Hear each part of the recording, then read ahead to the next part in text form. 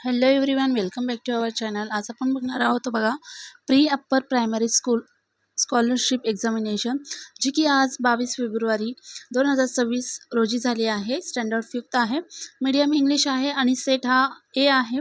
तर आन्सर की आज आपण जाणून घेणार आहोत.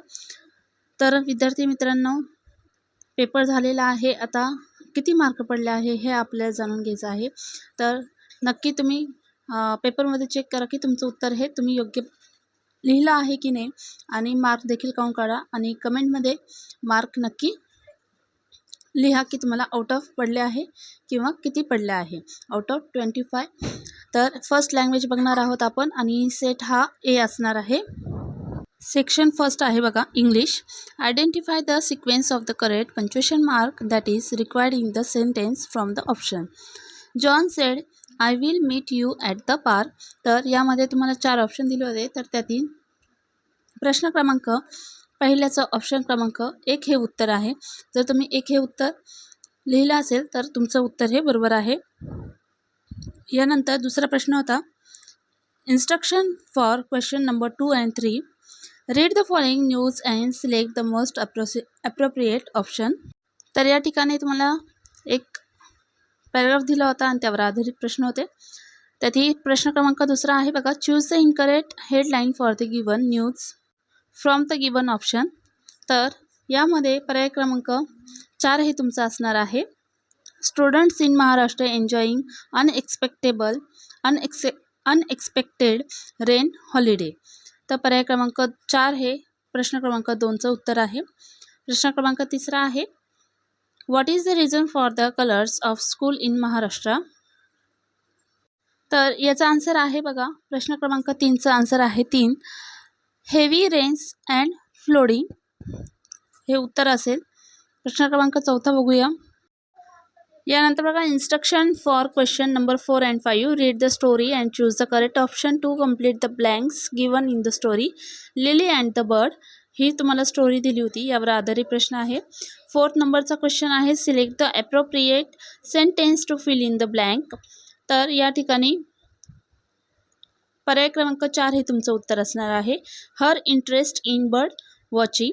यानंतर 5th क्वेश्चन आहे बघा complete the sentence from the option given. Sentence आहे बघा Lily found a wonder bird and that dash. So answer आहे याचा she nursed it back to health. पर्याय क्रमांक 2 हे 5चं उत्तर असणार आहे. पुढचं आहे बघा instruction for question number 6 and 8.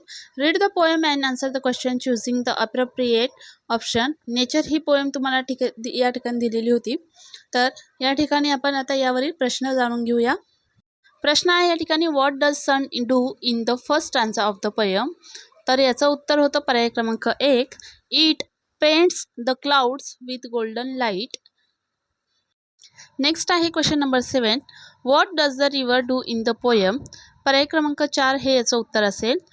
All आहेत it flows through the land, it carries life in nourishment, it create a clear and sparkling current and all above all. म्हणजे हे तिन्ही पर्याय येतात. पर्याय क्रमांक 4 हे त्याचं उत्तर असेल.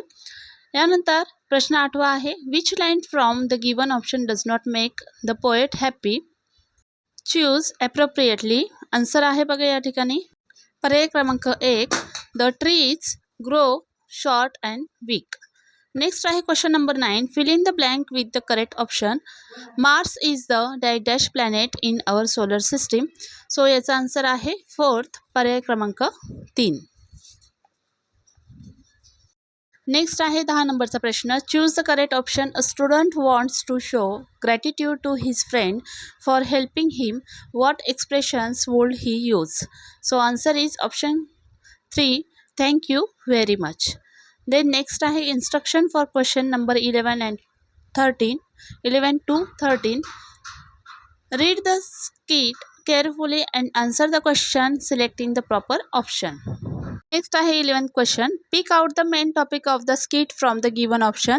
पर्याय क्रमांक 2 हे त्याचं उत्तर असणार होतं. A doctor and patient discussing the test results. Question number 12 how many characters are mention in the skit.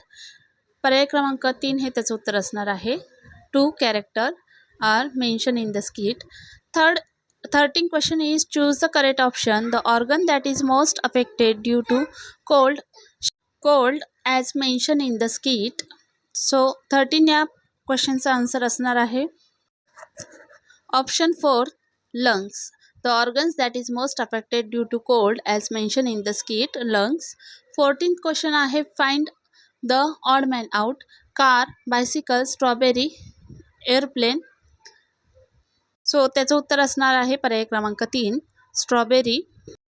यानंतर 15th क्वेश्चन आहे select the incorrect pair of homophones.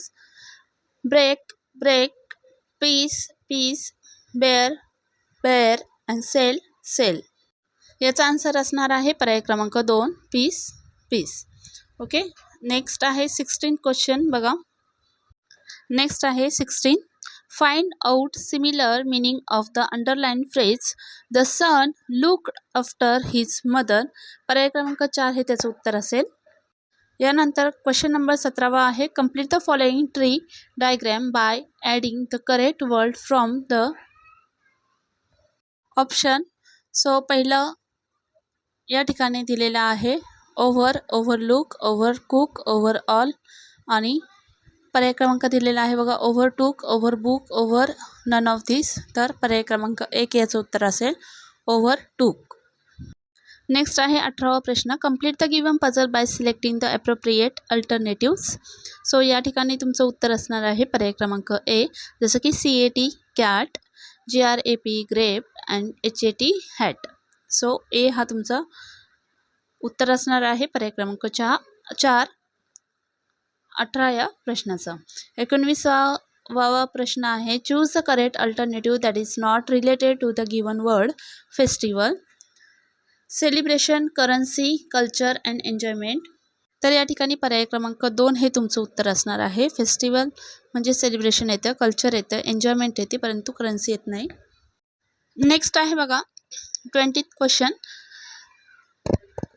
Choose the word that does not fit in the given category of nouns. तर 20व्या प्रश्नाचं उत्तर या ठिकाणी आहे option 4 forest. यानंतर 21 आहे क्वेश्चन बघा find out the number of pronouns in the following sentence. She invited them to the party and he brought his guitar so they could sing with her. तर ऑप्शन आहे बघा या ठिकाणी 2, 3, 6, 4. So पर्याय क्रमांक या ठिकाणी 3 आहे 6. नेक्स्ट क्वेश्चन आहे choose the pair that does not match. Some toffees, rich lady, many tea and few mistake. So option 3 is does not match. तर पर्याय क्रमांक 3 हे 22 या प्रश्नाचं उत्तर असणार आहे. 23 या प्रश्नाचं उत्तर बघूया आता. Choose the correct option to fill in the blank. She dash the piano. तर त्याचं उत्तर आहे प्लेस. ऑप्शन क्रमांक 1 23 याचं उत्तर आहे. 24 या प्रश्नाचं उत्तर आहे select the correct alternatives and fill in the blank. I found dash new book in the shop. So पर्याय क्रमांक 4 याचं उत्तर असणार आहे 24 या प्रश्नाचं I found a new book in the shop. यानंतर 25th क्वेश्चन आहे बघा लास्टवाला 25वा प्रश्न which type of sentence is given choose the correct option. Which type of sentence is given choose the correct option. What time does the movie start. तर या last क्वेश्चनचा answer आहे interrogative sentence आहे हे. So या पद्धतीने 22 February 2026 या दिवशी झालेला स्कॉलरशिपचा इयत्ता 5वीचा फर्स्ट लँग्वेज जो आहे तर तो आपण आज बघितलेला आहे विथ आन्सर. तर ही आन्सर की असणार आहे आणि त्याचप्रमाणे तुम्हाला कमेंटमध्ये किती मार्क्स मिळालेले आउट ऑफ 25 तर नक्की कमेंट करा. त्याचप्रमाणे आपल्या फ्रेंड्ससोबत देखील व्हिडिओ नक्की शेअर करा. व्हिडिओ आवडल्यास लाईक करा, शेअर करा, सबस्क्राईब करा. See you soon in the next video.